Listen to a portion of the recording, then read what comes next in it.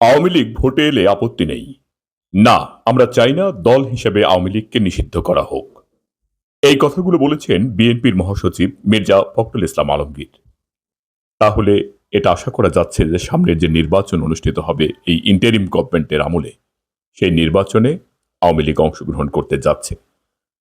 তবে হ্যাঁ, এখানে একটা কথা আছে। কথাটা হলো, উনি এও বলেছেন যারা গণহত্যার সঙ্গে জড়িত এবং যারা বিভিন্ন দুর্নীতির সঙ্গে জড়িত ছিলেন তাদের বিচার করতে হবে। এই কথাটা উনি সঙ্গে জুড়ে দিয়েছেন। এখানে মির্জা ফখরুল ইসলাম আলমগীরের একটি কথা অত্যন্ত গুরুত্বপূর্ণ। নির্বাচন সংক্রান্ত ব্যাপারে উনি বলেছেন যে ইন্টারিম গভর্নমেন্ট যারা ক্ষমতায় এসছে, এই যে অন্তর্বর্তীকালীন সরকার ব্যবস্থা নিয়ে উনি কথা বলেছেন। উনি এখানে বলছেন যারা অন্তর্বর্তীকালীন সরকার ব্যবস্থায় আছে তারা একটা নির্বাচন, সুষ্ঠু নির্বাচন দিবে, এটাই তাদের কাছে প্রত্যাশা। আর সংবিধান বা সাংবিধানিক সংস্কার এই বিষয়গুলো নিয়ে তাদের কথা আছে। উনি এখানে প্রথম আলো সাংবাদিককে গুরুত্বপূর্ণ কিছু প্রশ্ন ছুড়ে দিয়েছেন।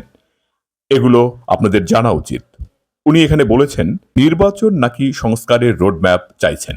সাংবাদিক যখন তাকে এই প্রশ্নটি করেছে উনি বলেছেন আমরা সব বিষয়ে, মানে তারা নির্বাচনের জন্য কতদিন সময় নিবে এবং সংস্কারে কতদিন। সংস্কার আমাদের কাছে অগ্রাধিকার নয়। মির্জা ফখরুল ইসলাম আলমগীর কিন্তু বলছেন যে সংস্কার কিন্তু তাদের কাছে অগ্রাধিকারের বিষয় নয়। এটা আমি পরিষ্কার করে বলছি।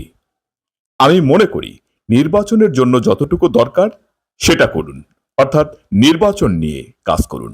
নির্বাচনের জন্য যতটুকু করা দরকার সেটা করুন। উনি আরো বলেছেন সংস্কার করার মূল দায়িত্ব কিন্তু হবে নির্বাচিত জনপ্রতিনিধিদের। আপনাকে যদি প্রশ্ন করি যে হু আর ইউ, আপনি কে? এসব সংস্কার করছেন, সংবিধান সংস্কার করছেন, আপনি কে আসলে? এই প্রশ্নটি উনি ছুড়ে দিয়েছেন। আপনার স্ট্যাটাসটা কি? একটা আন্দোলন করে ছেলেরা আপনাকে বসিয়ে দিয়েছে আর আপনি সব দায়িত্ব পেয়ে গেছেন? I don't think so. আপনাকে অবশ্যই এটা জনগণের মাঝ থেকে আনতে হবে। আর জনগণ থেকে আসার একমাত্র পথ হলো নির্বাচন। মির্জা ফখরুল ইসলাম আলমগীর এখানে এই যে প্রশ্নগুলো সাংবাদিককে ছুঁড়ে দিয়েছেন, প্রধানত ইন্টারিম গভর্নমেন্ট, অন্তর্বর্তীকালীন সরকারকেই উনি কিন্তু এই প্রশ্নগুলো ছুঁড়ে দিয়েছেন। নির্বাচন অনুষ্ঠিত হওয়ার জন্য যে সময়টা দরকার, যে সংস্কারটা প্রয়োজন, উনি এই বিষয়গুলোকে বেশি প্রায়োরিটি দিয়েছেন। আর সাংবিধানিক সংস্কারের বিষয়গুলোর ব্যাপারে উনি কিছু প্রশ্ন ছুঁড়ে দিয়েছেন। আর আওয়ামী লীগের নির্বাচনে অংশগ্রহণ করার ব্যাপারে আপত্তি তুলছেন না।